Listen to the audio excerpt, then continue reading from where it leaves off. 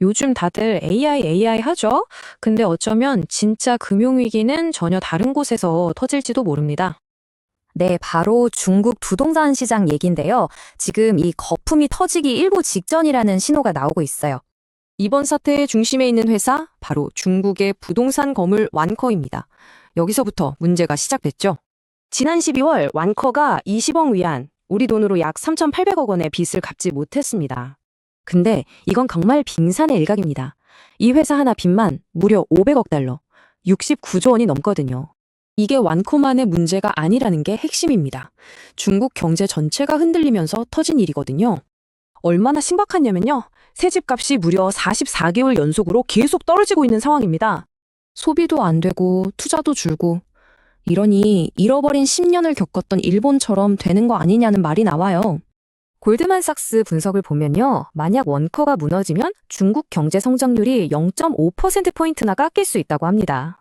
중국 GDP의 20%나 차지하는 부동산이 이 정도니 당연히 중국 안에서만 끝나지 않겠죠. 특히 우리 한국이나 일본처럼 중국과 많이 엮인 나라들은 바로 타격이 올 수밖에 없습니다. 가장 큰 위험 중 하나가 바로 디플레이션 수출입니다.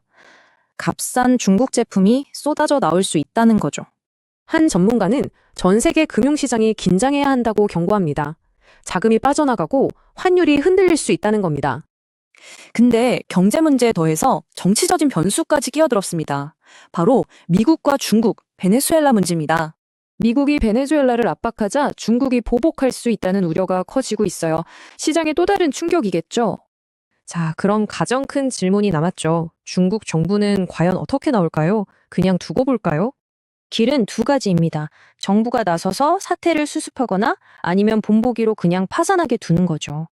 그래도 대부분의 전문가들은 정부가 개입해서 조용히 정리할 거라고 봅니다. 더 큰 위기는 막아야 하니까요. 하지만 리스크는 여전합니다. 과연 중국이 이 불을 끌 수 있을까요? 아니면 전 세계가 함께 그 대가를 치르게 될까요?